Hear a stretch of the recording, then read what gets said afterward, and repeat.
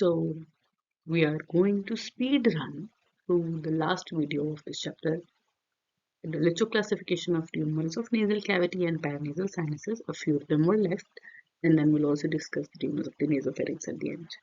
I'll be finishing this topic with this last video, and I'm going to go through it very quickly because I don't want to be a 1 hour video. I don't want to waste too much of your time. All the best to exam going PGs. Let's go. So we had discussed the epithelial tumors. In the previous two videos, we have discussed the epithelial tumors of the sinonasal tract. Now we are coming towards the mesenchymal tumor. So this is an entity, you've known of this before, you've heard of angiofibroma. Angiofibroma, two components, it's a locally aggressive, variably cellular, fibrovascular neoplasm. There's a classic triad here. Nasal obstruction, epistaxis, and a mass hanging. You can see from sinonasal or nasopharyngeal region. Often there's a prolonged symptom duration in this one. And wherever the tumor goes, you can see facial deformity or diplopia or deafness or proptosis. Another thing you have to remember, because it is a fibrovascular neoplasm, the vascular component is important here. It will bleed profusely. So you have to do biopsy here. Usually whenever there is an ENT related or head and neck related swelling, they usually do FNACs also first and then they do biopsies also, or either of them. But in this you can't do both. They do preoperative angiography and embolization to assess whether the patient will have intraoperative hemorrhage or not, to prevent it basically. So biopsy is contraindicated in this tumor. You have to remember that biopsy is contraindicated in angiofibromas. Imaging पे you will see a highly vascular soft tissue neoplasm with internal flow voids on TTW. I don't know what that means, but I know what you have to remember. You have to remember Hallman-Miller sign. Okay, you have to remember this Hallman-Miller sign. It is considered pathognomonic pretty much. So we have a maxillary sinus जिसमें maxillary antrum है. We know that, right? जो maxillary bone है उसमें maxillary antrum है maxillary sinus के पास. उसकी posterior wall है जो वो interiorly shift हो जाती है. Just remember that कि the word that they use is bowing. I'll show you a picture also in the end. So Hallman-Miller sign में interior bowing of the posterior wall of the adjacent maxillary antrum हो जाता है क्योंकि बगल में ही है ना. Bone destruction and intracranial hemorrhages may be seen. They do preoperative angiography and embolization. It is a rare tumor. 3.7 cases per million है. Exclusively in males, adults, adolescent, and young males. So sorry, the word males is missing here. So it is exclusively seen in males. Remember, nasal, sinonasal, or nasopharyngeal angiofibromas are exclusively seen in males. And if you see in females, you should evaluate that patient for testicular feminization syndrome.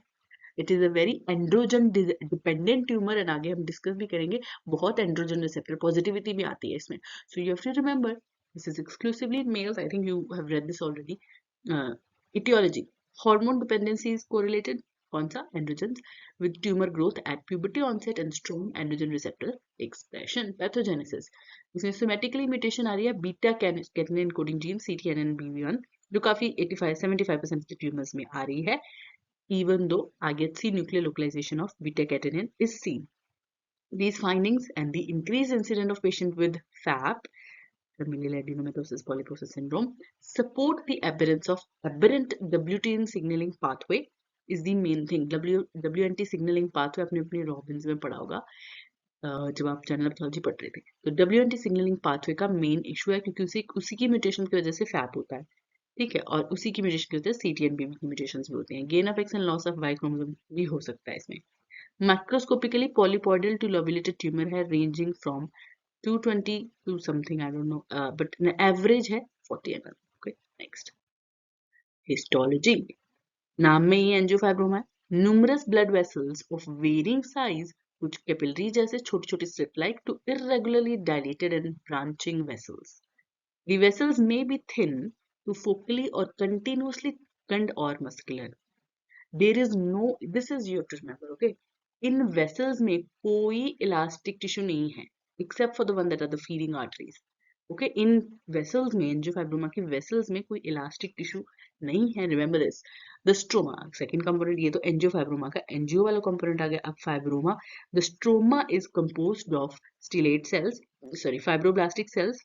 तो bipolar है, you can usually जैसे if you remember फाइब्रोमेटोसिस या फिर जो क्या बोलते हैं fasciculated spindle cell tumours होते हैं, उनमें यूनिपोलर फाइब्रोब्लास्ट होते हैं. सो फाइब्रो बाइपोलर या स्टिलेट फाइब्रोब्लास्ट सेल्स मिलते हैं with plump vesicular spindled nuclei and indistinct nuclei. Isolated multinuclear giant cells भी मिल सकते हैं, माइटोसिस नहीं मिलती, इनकॉन्स्पिकुअस है.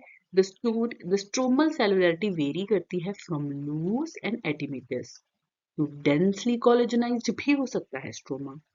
मास्ट सेल्स कॉमनली मिलते हैं इस लीजन में. Embolized tumors show areas of necrosis and intravascular foreign bodies भी मिल सकती हैं. Androgen receptor blocker treated treatments usually hypocellular होंगे और स्ट्रोमा में बढ़ गया होगा. IHC में अगेन हमने डिस्कस किया ही था पीछे, strong nuclear expression of androgen receptor and beta catenin. Vascular markers भी हाईलाइट करेंगे वेसल को. कौन से वेस्कुलर मार्कर है? CD31, CD34 and ERG. और लिम्फेटिक्स का मार्कर कौन सा है? D240. ऐसे में आपकी मसल वॉल को हाईलाइट कर देगा क्योंकि वेसल्स में स्मूथ मसल होती है. EBV और HHV8 से इसका कोई रिश्ता है ही नहीं. Diagnostic criteria, male patient. First. Second, posterior nasal cavity, nasopharyngeal location. Numerous vessels types and numerous sized के कुछ में muscular walls. Stromal stellate वाले fibroblast जिनमें variably collagenized stroma होगा, little to extensively collagenized. Desirable criteria है अगर इन nuclei में आपको beta catenin और androgen receptor की IHC मिल जाती है. स्टेजिंग रेकरेंस रिस्क और ट्रीटमेंट को असेस प्लान को बनाने के लिए रेडियोग्राफिकल और क्लिनिकल स्टेजिंग सिस्टम्स हैं. ठीक है. Prognosis and prediction. Recurrence 5 to 2% cases में देखा गया है. Prognosis depend on the size and extent of the tumour and the corrective aspect of the surgical resection whether it is correctly. Rarely sarcomatous transformation भी दिया जाता है. कभी कभी ये spontaneously regress भी हुआ है आफ्टर. ये इन्होंने प्री ऑपरेटिव एंजियोग्राफी करी थी, तो it is showing the vascular nature of the tumour. This is the T2 weighted image. So I don't know how to read it, but you can look at this picture. ये MRI की नहीं है ऐसे, ये तो CT की picture है. Holman Miller sign है. 80% ऑफ पेशेंट ऑफ नेसोफेरिंजियम में मिलता है, which is maxillary sinus. Maxillary antrum है जो उसमें बोन में मैक्सिलरी एंट्रम है, वो मैक्सिलरी साइनस है, एक खाली स्पेस है साइनस. उसकी जो पोस्टीरियर वॉल है वो इंटीरियरली बो कर रही है, उसकी बोइंग हो रही है. ये पोस्टीरियर वॉल है वो, ये वाली, this is the posterior wall. जैसे इधर वाली पोस्टीरियर वॉल ऐसे पड़ी हुई है, ये वाली पोस्टीरियर वॉल थोड़ी आगे को हो गई है, इंटीरियर बोइंग है. ओके, जस्ट रिमेंबर कि हॉलमैन मिलर साइन पैथोनिमोनिक है. 80% पेशेंट्स ऑफ एंजियोफाइब्रोमा मिलता है. ओके, द स्ट्रोमा में be quite cellular with fibroblastic cells within a collagenized stroma. अब IHC पे diffuse nuclear reaction for beta catenin.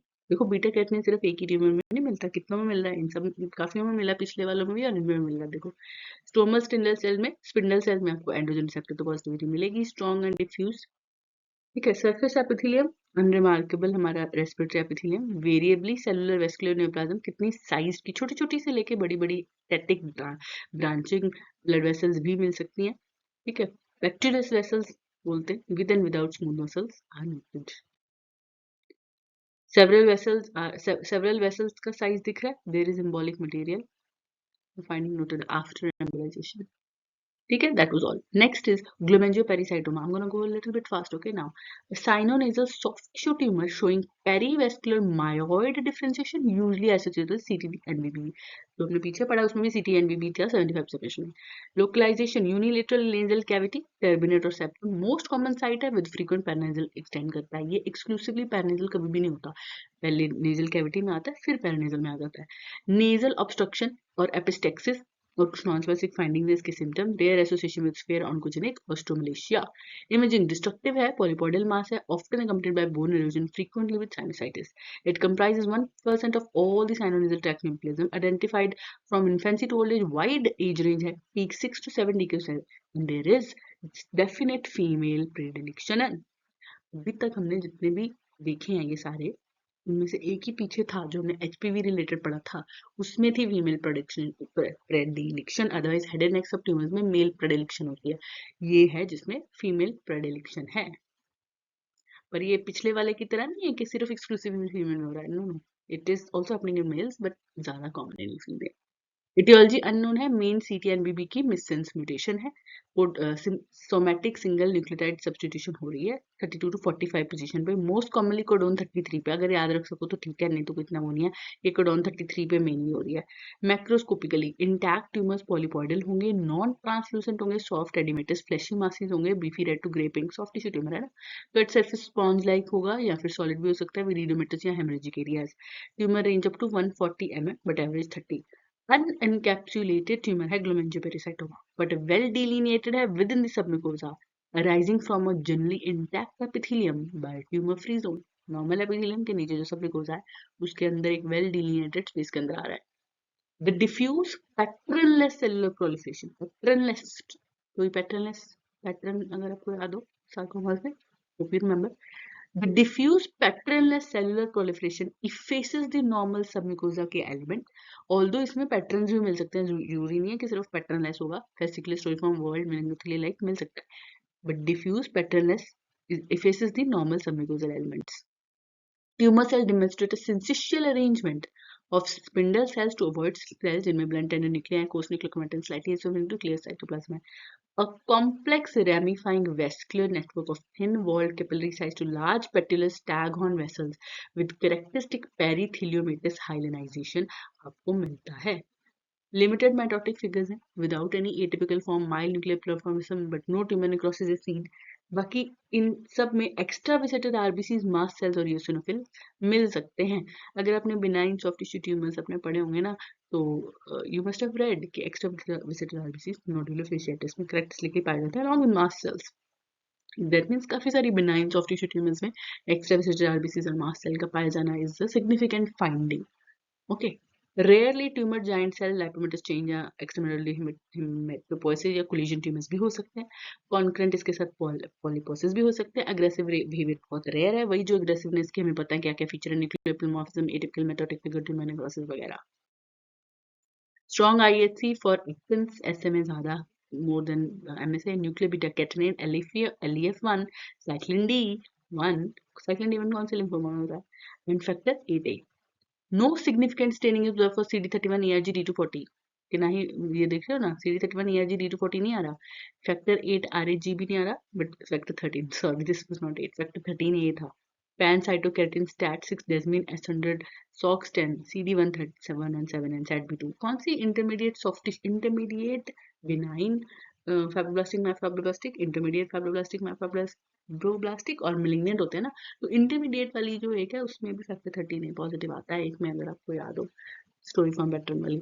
Essential diagnostic criteria क्या है, avoid to spindle सिंसिशियम वाले मायोइड type sales हैं, ऐसे में पॉजिटिव है ना, within richly vascularised stroma. Desirable क्या है, peritheliomatous hyalinisation, extravasated sorry RBC, mast cell और एसिनोफिल मिल जाने चाहिए। सिलेक्टेड केसेस में अगर nuclear beta catenin with absence of STAT6, S100, SOX 10 और साइटोकैटिन ये सब नेगेटिव होने चाहिए, ठीक है।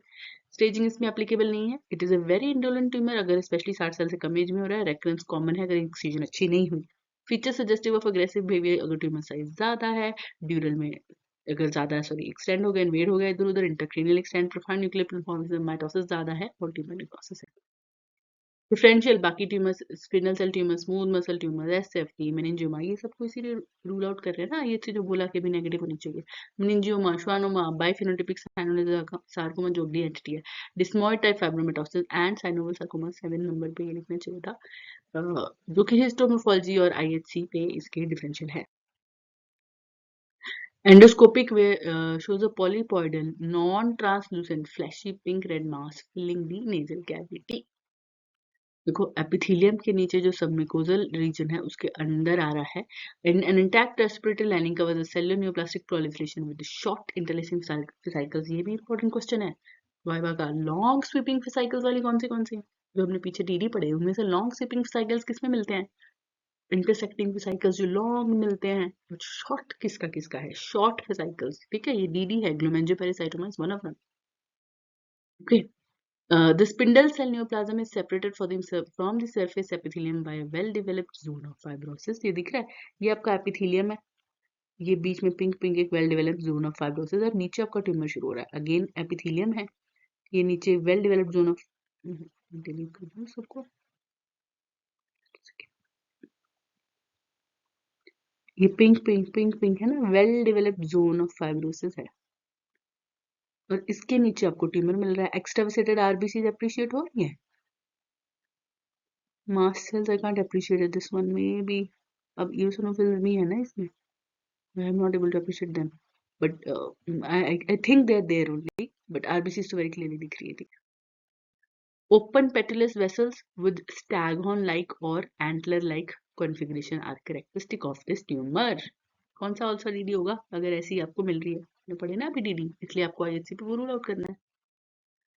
Peritheliomatous hyalinization with the patulous proliferation of over to spindle cell is again another characteristic finding. दिख रही है सबके आसपास hyalinization हो रखी है। ओके, नेक्स्ट है ट्यूमर सेल्स बिनाइन है तो आइसोमॉर्फिक है, ब्लैंड्स और न्यूक्लियर दिख ही रहे हैं, सबके फाइन क्रोमेटिन है। eosinophil और मास्ट सेल्स को अप्रिशिएट हो रहे होंगे, eosinophils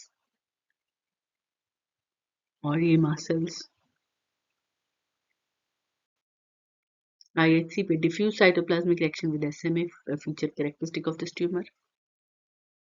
Strong nuclear expression with beta catenin. Internal control भी है, नेगेटिव है ना, एंडोथेलियल न्यूक्लियस। नेक्स्ट, बाइफिनोटिपिक साइनोनेजल सार्कोमा, अ ब्लैंड स्पिंडल। देख बेटा, तो ब्लैंड स्पिंडल सेल मेलिग्नेंसी है, डेमोन्स्ट्रेटिंग अ न्यूरल, नाम में है ना बाइफिनोटिपिक, तो एक न्यूरल कंपोनेंट है और एक मायोजेनिक कंपोनेंट है, उसके जो जो मार्कर है वो पॉजिटिव आएंगे। Exclusively involving the sinonasal tract, ये वाला आपको कहीं और नहीं मिलेगा। ऐसा वाला बाइफिनोटिपिक के न्यूरल कंपोनेंट भी है, मायोजेनिक कंपोनेंट भी है। साइनोनेजल ट्रैक्ट की लोकेशन है इसकी, and usually associated with PAX three rearrangement. सब उसके पैक्स3 के साथ जो जो आती है फ्यूजन्स, पैक्स3 फ्यूजन्स हैं काफी जीन्स के साथ, पैक्स3 उसमें कॉमन कंपोनेंट है। लोकलाइजेशन प्राइमरी नेजल कैविटी और इथमोइड साइनस पर कहीं पे भी हो सकता है। फिर लोकल लीजन इन्फिल्ट्रेशन आसपास ऊपर नीचे सब जगह। वही same symptom, nasal obstruction, pain, epistaxis, rhinorrhoea, mucocele, regional infiltration की वजह से सिम्टम आएंगे। बोन है तो लिटिक्स क्लोटिक लीजन भी दिख जाएंगे इमेजिंग पे। मीन एज है 53 ईयर, 28 to 84। फीमेल प्रीपोंडरेंस, ग्लोमेंजुपेरीसाइटोमा और बाइफिनोटिपिक साइनोवियल सार्कोमा और एचपीवी रिलेटेड जो हमने पढ़ा था कार्सिनोमा एपिथेलियल वाला, ये तीनों इन पूरी लीजन्स में से फीमेल प्रीपोंडरेंस वाले हैं। इटियोलॉजी इसकी अननोन है। पैथोजेनेसिस पैक्स3 के साथ ही रेकरेंट ड्राइवर जीन फ्यूजन है, मोस्ट फ्रीक्वेंट हमारी पैक्स3 है 60% पेशेंट में। Non specific tan white for mass है, ट्यूमर लार्ज है, medium size 40 mm। BSNS is an unencapsulated, पिछला भी अनइनकैप्सुलेटेड था बट वेल डिलिनेटेड था within the submucosa beneath the epithelium, और बीच में फाइब्रोसिस का जोन था। पर इसमें क्या है, with an infiltrating growth composed of spindle cells, sarcoma है ना, spindle cells forming medium to long fascicles, often with a herringbone pattern, mostly densely cellular overlapping nuclei, variation हो सकती है।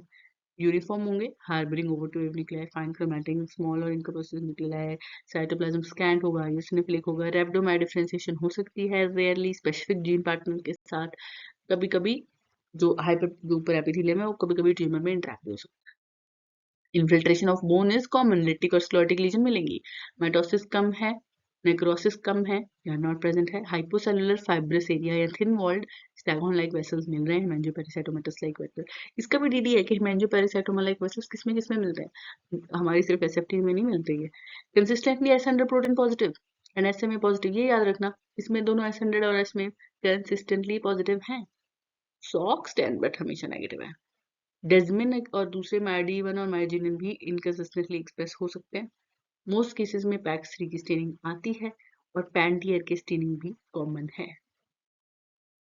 ओकेजनली बाकी कैल्पोनिन, G5, साइटोकिनिन, CV34 हो सकते हैं। Fish पे आपने पैक्स3 का ब्रेक अपार्ट प्रोब आपने देख लेना है to confirm the diagnosis, but apparently FISH वाले में डिकैल्सिफिकेशन रिलेटेड प्रॉब्लम आती है, तो बेस्ट इज NGS ही किया जाए। एक और ट्यूमर है इसके जैसा, हेड एंड नेक में ही उसकी सिमिलर मोर्फोलॉजी है, जिसमें RR, इसमें नाम ही नहीं दिया, ऐसे ही लिखा हुआ WHO में, RREB1 MKL2 फ्यूजन होता है। कुछ माइनॉरिटी केसेस में कोई भी फ्यूजन मिलेगा, पर मैक्सिमम में पैक्स3 के साथ कुछ फ्यूजन है। Diagnostic criteria monotonous, even though नाम सार्कोमा है, monotonous spindle cell proliferation, fascicular architecture, variable high cellularity, reactive और S100 myogenic markers, most common SMA, S100 और SMA साथ में है, न्यूरोजेनिक और न्यूरल और माइजेनिक। कन्फर्मेशन ऑफ पैक्स 3 अरेंजमेंट अगर हो जाए तो ग्रेट है। स्टेजिंग टीएनएम के जैसी है, सार्कोमास वाली जो टीएनएम है। प्रोग्नोसिस और प्रेडिक्शन लोकल रिकरेंस हो जाती हैं, may occur years after initial diagnosis. Metastasis अभी तक कोई डिस्टेंट रिपोर्ट इससे नहीं हुआ। मेन डिफरेंशियल सेलुलर श्वानोमा, मैं ये मोर्फोलॉजी नहीं पढ़ने वाली, ठीक है। श्वानोमा, साइनोवियल सार्कोमा, एमपीएनएसटी, बिनाइन में और मेलिग्नेंट में। बिनाइन में ग्लोमेरुलोपेरिसाइटोमा और फिर इंटरमीडिएट में spindle cell tumour with NTRK fusion और एसएफटी, ठीक है। ये आ गई इसकी पिक्चर, थोड़ी कम क्लियर है। Densely cellular spindle proliferation forming long fascicles with entrapped epithelial foci. तो ये एपिथेलियल फोकाई इंट्रैप्ड हो गए इसमें। These tumor cells display monotonously long nuclei with fine chromatin, low mitosis, focal rhabdomyoblastic change भी आ गई है। PAX3 की स्टेनिंग, 3 चीजें हैं इसमें। PAX3 की स्टेनिंग, SMA और SN की।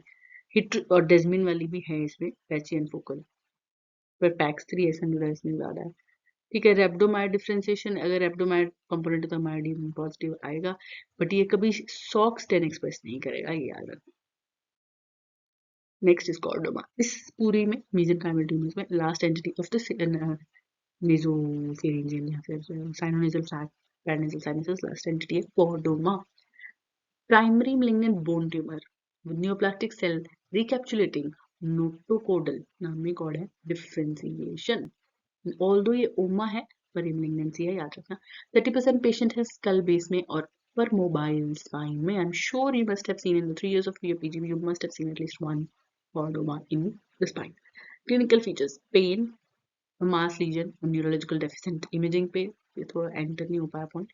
Tumors expand bone as large destructive lytic midline masses, loss of bone marrow fat replaced with significant intermediate signal material. बस वेरिएबल पोस्ट, यार थोड़ा इसमें ना थोड़ी टाइपिंग वाली मिस्टेक हो गई। इंसिडेंस कम ही है, 0.08 केसेस पर 1 lakh person.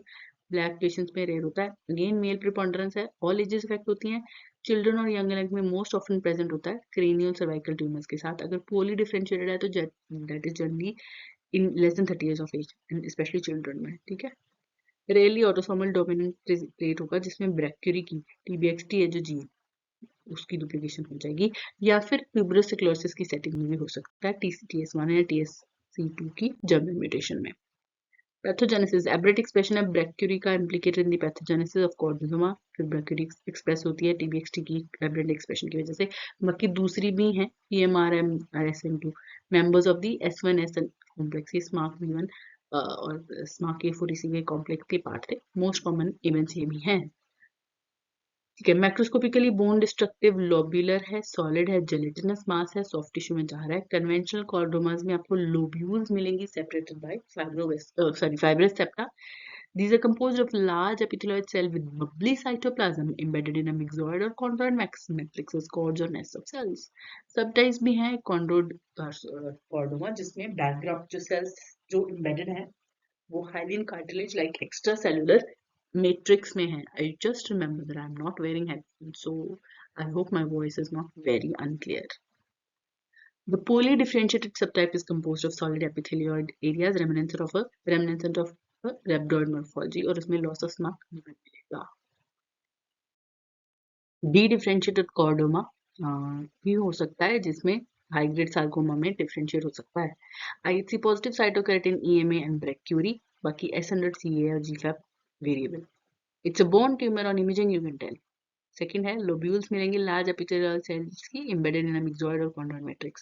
It would be desirable to have bacteria and cytokeratin positive and not B1 loss अगर poorly differentiated है, but dedifferentiated जो पार्ट होगा उसमें bacteria नहीं मिलेगा। स्टेजिंग TNM के अकॉर्डिंग मीडियन सर्वाइवल 7 years है। फेवरेबल प्रोग्नोसिस ये होता है पर लेस फेवरेबल है for dedifferentiated and poorly differentiated subtypes. Differential chondrosarcoma, carcinoma भी, मेनिंजियोमा भी, माइथेलियोmas भी कॉर्डोमा के सब है डिफरेंशियल। Quite characteristic है this word which you have to remember, Phyzeliferous cells, you have to remember this. This is an important word, Phyzeliferous. These cells ये जो तुम देख रहे हो ना बबली साइटोप्लाज्म वाले, there are numerous vacuolations in the cytoplasm that result in a spider-like appearance. Phyzeliferous cell, remember that. Poorly differentiated है तो pleomorphic epithelioid cells हो गए हैं।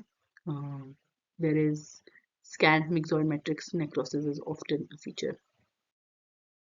Strong diffuse nuclear expression of bacteria, poorly differentiated है. Now, very quickly, I want to go to the WHO classification of the tumors of nasopharynx. It's just a few entities in this one. First is the hairy polyp. It's a hairy polyp. Let me change the color. It's a benign polypoidal lesion of the nasopharynx. It contains both ectodermal and mesodermal components. 60% of them are arising in the lateral wall of the nasopharynx, but they can arise anywhere in the oropharynx, palatal, and lip. Depending on the size, location and mobility के हिसाब से symptoms आएंगे जैसे respiratory obstruction, stridor, cough, dyspnea, feeding and swelling difficulty, hypersalivation and vomiting. Rarely can be associated with congenital syndromes such as branchial arch, anomalous cleft palate or Dandy-Walker syndrome. CT पे आपको smooth polypoidal mass दिखेगा with fat attenuation and with the stalk that sides the polyp. It's rare. Live births being 1 by 40 lakh 40,000 occurrence. It mostly occurs in neonates and young children. Rares mean extremely, and again, female preponderance. पिछली बारी जो last 3-4 हमने entities discuss करी हैं of mesenchymal region, they were also female preponderance. Right? Unknown है, but pathogenesis manifestation for rare developmental abnormalities हो सकता है जो malformation है कि first branchial arch development के दौरान. Grossly, it's a long cylindrical structure and the external surface resembles skin. That surface is solid without any cystic change. Hairy polyps are covered by an ectodermal layer, two components, and ectodermal and mesodermal, characterized by keratinizing. That's why it looks like skin. Na? Ectodermal layer characterized by keratinizing squamous epithelium with underlying associated nexus structure. Again, sorry, ectodermal hair follicle species unit. And this ectodermal component lies over a combination of mesodermal tissue. Mesodermal में क्या मिलता है? Fibroedematous tissue uniformly present होता है. बाकी cartilage, bones, skeletal, smooth muscle सारे mesodermal component मिल सकते हैं. Rarely meningothelial या minus level gland और autogenic element मिल सकते हैं. Endodermal tissue अभी तक नहीं मिला किसी भी hairy polyp के components में. Essential criteria: polypoidal structure होना चाहिए, ectodermal outer layer होना चाहिए, skin जैसी दिखनी चाहिए, covering mesodermal components, no endodermal tissue should be present. Surgical excision is curative in most of the cases. Epithelium और नीचे आपका जो ectodermal component है, आपके ectodermal components मिल रहे हैं, sebaceous units and all, और फिर आपको fibroadipose पूरा tissue मिल रहा है, cartilage मिल रहा है, fibroadipose tissue मिल रहा है. Okay, that was all about that tumor. Next is salivary gland enlarged tumor, a predominantly infantile, पिछला भी बच्चों में था. Infantile nasopharyngeal lesion with biphasic. Again, पिछले बार अभी दो टाइप का ectodermal और mesodermal component था. इनमें क्या क्या है? Biphasic squamoid epithelial and myoepithelial component in continuation with the epithelium, resembling a developing salivary gland, occurs in the posterior nasal center or posterior nasopharyngeal wall. इस बच्चे को भी पिछले बच्चे की तरह फीडिंग डिफिकल्टी और रेस्पिरेटरी डिस्ट्रेस आएंगी क्योंकि ऑब्स्ट्रक्शन हुई है. बिफोर बर्थ इट मे भी जो वो भी कुछ सिंड्रोम्स के एसोसिएटेड था, लेफ्ट पैलेट और डेंडी-वॉकर सिंड्रोम, ये पॉलीहाइड्रोनियस के साथ है. 40 एग्जांपल्स मिली हैं इस ट्यूमर की अभी तक. पेशेंट्स इन्फेंसी होता है, 3 मंथ्स ऑफ एज तक आप डायग्नोस कर सकते हो. मेल प्रेडिलेक्शन है. इन यूट्रो भी कभी कभी ये केस हो जाता है. Aetiology is unknown.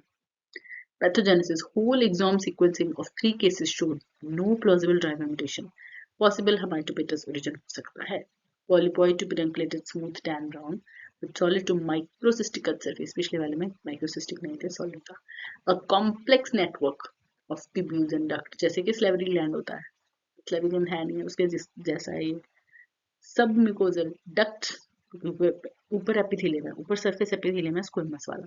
उसके नीचे सबम्यूकोसा में डक्ट्स हैं, सॉलिड और सिस्टिक कंपोनेंट है, स्क्वेमस नेस्ट है with variable quantity canalisation and in continuation with epithelium.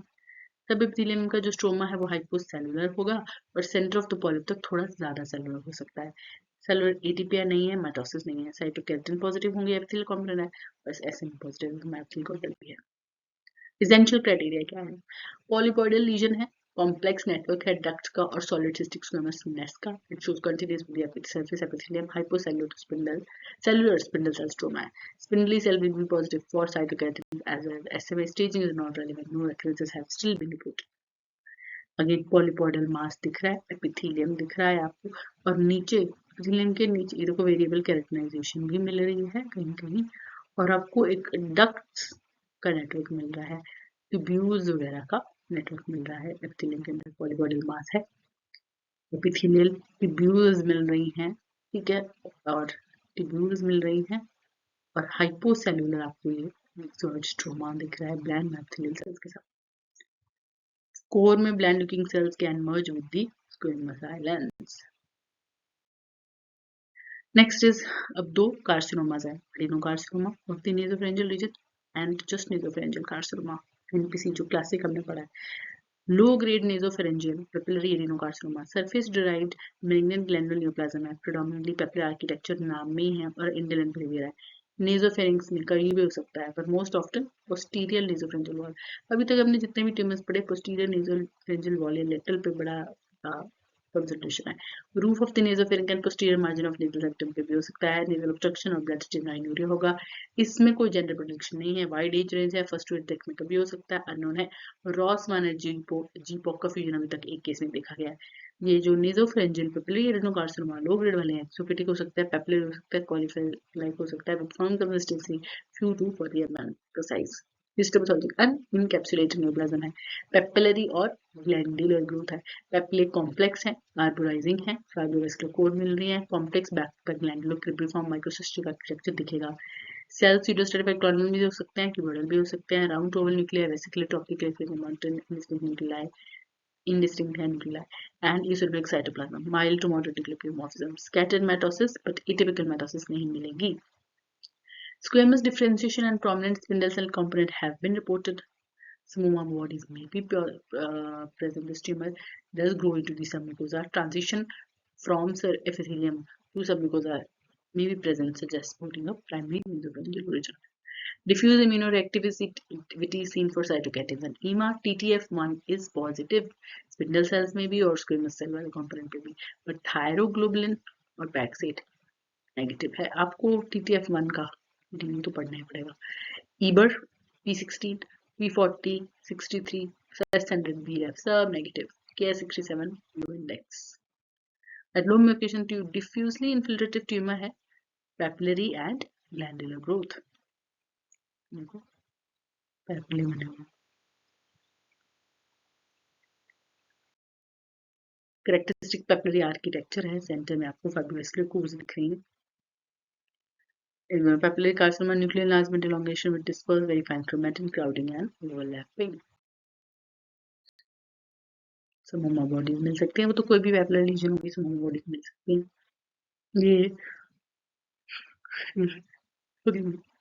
General pathology के जो सेकंड चैप्टर सेल इंजरी वाला, मतलब टेक्निकली फर्स्ट चैप्टर ये हो, इसमें आता है ना समोमा बॉडीज। एक तो आपको समोमा बॉडीज का डीडी पता चाहिए, दूसरा समोमा बॉडीज क्यों बन रही है, डिस्ट्रॉफिक क्वालिफिकेशन है ना, मेटास्टैटिक क्वालिफिकेशन का क्या मतलब है, all that you should also diffusely positive for TTF1 but thyroglobulin or Paxate negative है।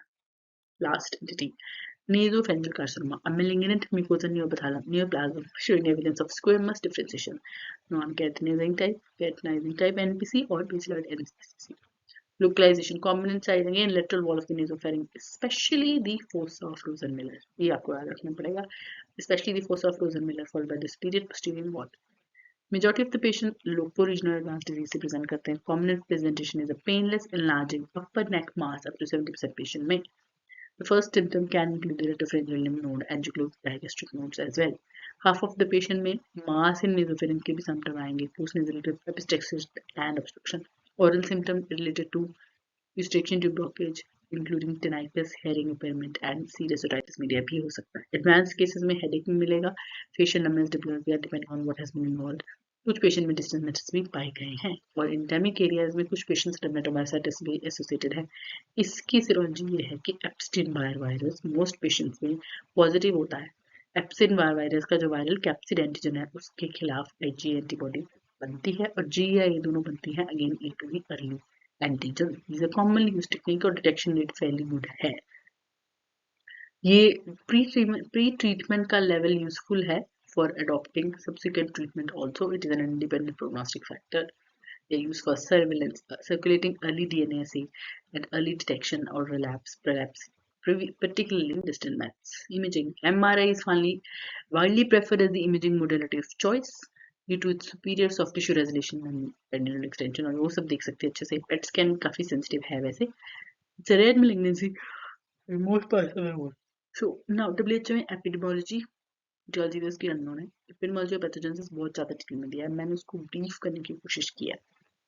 रेयर malignancy है. बहुत 1,33,000 के आसपास या 80,000 डेथ्स होती हैं इसकी 2020 तक. और ग्लोबल इसका इंसिडेंस 0.7% है और मोर्टेलिटी बर्डन इसका 0.8% है. एज एडजस्टेड इंसिडेंट रेट कुछ कम है 1 से 2 से भी even, although incident rates itself are much higher, including several provinces of southern China and Inuit populations of Alaska and Canada. बाकी नॉर्थ अफ्रीका और साउथ ईस्ट एशिया में भी कुछ मॉडरेटली रेज इंसिडेंस हैं.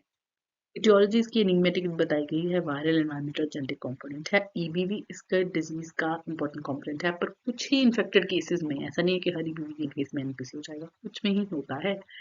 When person migrate from high to low risk country from NPC, they will retain NPC incident intermediate between those native to the country that they came from and the country they went to, implicating कि it's not just the fact कि किस उसको खुद को infection या कि वो ऐसे इंडेमिक एरिया से आया है, बट नहीं, जिस एरिया में गया है वो वहाँ पे लो रिस्क है, तो इन्वायरमेंट का भी रोल है और उसका भी रोल है possibly interacting with EBV. Aetiology की नहीं पता. Interplay between EBV infection and acquired genetic alteration contributes to initiation, promotion, and progression. Deletion on 3P and 9P early events हैं, क्योंकि ट्रांसपोर्टर ट्यूमर स्पेसिफिक जीन्स का inactivation malignant transformation वगैरह से associated है. बहुत डिटेल में दिया होता है, मैंने जब कमेंट किया. स्मूथ बल्ज मिलेगा, grossly discrete raised nodule with और विदाउट सरफेस अल्ट्रेशन और फ्रैक्टल इन्फ्लेटेड मास. एक कुछ पेशेंट में कभी कभी ग्रॉसली विजिबल ट्यूमर मिलता भी नहीं है. NKSCC, non keratinized SCC, NKNPC is the commonest subtype. Nasopharyngeal biopsies vary in appearance from the presence of a frank tumor with surface ulceration to subtle tumor जिसमें submucosa पे है intact beneath the normal intact epithelium. Variety of architectural pattern मिलते हैं frequently within the same tumor. Solid sheets, island, trabeculae, isolated cells, intermingling with lymphoplasmacytic infiltrate. और ये further undifferentiated and differentiated है, although इसकी कोई prognostic signal testing है. अनडिफरेंशिएट type है, उसमें न्यूप्लास्टिक सेल्स सिंसिशियम वाले बन जाएंगे, प्रोमिनेंट न्यूक्लियाई मिल जाएगा अराउंड ओवलस्कुलर न्यूक्लियाई, और एक क्राउडेड या ओवरलैपिंग लगेंगे. ठीक है, सिंसिशियम बन रहा है. जनरली कम साइटोप्लाज्म होता है, एसिम्प्लिक ट्रांसफिलिक. स्मॉल फोकाई फ्रंटिव स्क्वेमस डिफरेंशिएशन मिल सकता है, जिनमें जहाँ पे थोड़ा ज़्यादा डिस्टिंक्ट बॉर्डर और काफ़ी सारा लाइटली एसिम्प्लिक साइटोप्लाज्म मिलेगा, जैसे कैरेक्टरिस्टिक एसएससी के सेल्स में होता है. मेग्नेंट सेल्स स्पिनली हो सकते हैं, फेसिकुलर ओवलिंग रेटिकुलेट पैटर्न भी बन सकते हैं. फिर जो ये था अनडिफरेंशिएटेड कंपोनेंट, राइट. फिर जो लेस कॉमन डिफरेंशिएटेड कंपोनेंट है उसमें सेलुलर स्ट्रेटिफिकेशन होती है, पेवमेंटिंग हो रही है, often with plexiform come growth. ऐसा लगता है यूरोथेलियल कार्सिनोमा. आई रिमेंबर इसमें मैंने नहीं डाली, आई होप मैंने एक शायद डाली होगी, जो लेस डिफरेंशिएटेड टाइप है वैसा लगता है जैसे कोई यूरोथेलियल कार्सिनोमा. बाकी इसके cell borders are better defined, nuclear cytoplasmic NC ratio low है, nuclear more chromatin, nuclear usually small. ठीक है, इतना भी गंदा लुकिंग नहीं है. वीक ब्रिजेस मिल सकते हैं, केटनाइज सेल्स में मिल सकते हैं, लिम्फोप्लाज्मेटिक सेल वेरिएबल हैं, और अगर ज़्यादा हैं तो they will break up the nested sheets of cells into tiny cluster single cells. तो ऐसा तुम ऐसे एक सिंगल सेल पड़ेगा, you can't tell if it is even an epithelial cell. इसलिए लिम्फो एपिथेलियल कार्सिनोमा टर्म लेके आई गई थी. इन केसेस में आपको बहुत सारे eosinophil neutrophils और एपिथेलियल कार्सिनोमास बैकग्राउंड में मिलते हैं. The term lymphoepithelial carcinoma is important है. स्ट्रोमल एक्शन कॉमन है. हाँ, इमेलॉइड ग्लोब्यूल्स मिल सकता है, बाकी नीचे वाली चीजें भी मिल सकती हैं. सर्वाइकल लिम्फ नोड में मेटास्टेसिस हो सकता है. ठीक है, एपिथेलियल ग्रेनुलोमा मिल सकते हैं. रेयरली कंप्लीटली पासिस्टिक होगा तो मेटास्टेसिस फॉर्म ओरोफेंजियल कार्सिनोमा लग सकता है. अब आ गया keratinizing SCC is an invasive carcinoma. Obvious squamous differentiation मिलेगी, प्रोमिनेंट इंटरसेलुलर ब्रिजेस मिलेंगे, एंड फ्लैश और various degree of keratinization desmoplastic stroma में मिलेगा. जैसे कि कन्वेंशनल एससीसी होता है, ऑफ कन्वेंशनल कैटनाइजिंग एससीसी होता है हेरेनिक. बाकी रेडिएशन एसोसिएशन से भी हो सकता है, डीएनओ से भी हो सकता है. बेसिलॉइड है, identical to the more commonly to analogous tumours at this site. ठीक है, उससे दिखता है बेसिलॉइड वाला. EBV may be positive, especially in high incidence ethnic groups. IHC and MCQ देख लेते हैं. Pan cytokeratin की पॉजिटिविटी है, हाई मॉलिक्यूलर वेट साइटोकैरेटिन की है, P4063 की है. इनकी स्ट्रॉन्ग है, बाकी पैची है बाकी सबकी. Low molecular weight cytokeratin EMA और डेस्मोग्लिन की. CK720 नेगेटिव है, ईबर पॉजिटिव है and practically in all cases of NK NPC. जो केटनाइजिंग वाला एनपीसी है या बेसिलॉइड एससीसी है उसमें it is variable. Post radiation अगर आपने इवन केटनाइजिंग वाला उसमें ईबी नेगेटिव आता है, पर डायग्नोस्टिक मॉलिक्यूलर क्या है कि कंफर्म करने के लिए पॉजिटिव इन सिटू हाइब्रिडाइजेशन होनी चाहिए ईबर की, स्पेशली जो आपने मेटास्टेसिस से लेके आए हैं। Essential diagnostic criteria for 3 of them. Non-keratinizing में infiltrative poorly differentiated carcinoma, limited absence of squamous differentiation, ऐसा नहीं कि नहीं मिलती बट कम ही होनी चाहिए। फिर pancytokeratin और positive labeling of EBR मिलेगी। Keratinizing SCC, infiltrative again with overt keratinization, very clearly classic keratinizing SCC की तरह। Baseloid SCC, invasive high-grade basal carcinoma nested growth pattern और इसमें convolutional necrosis भी मिलेगा।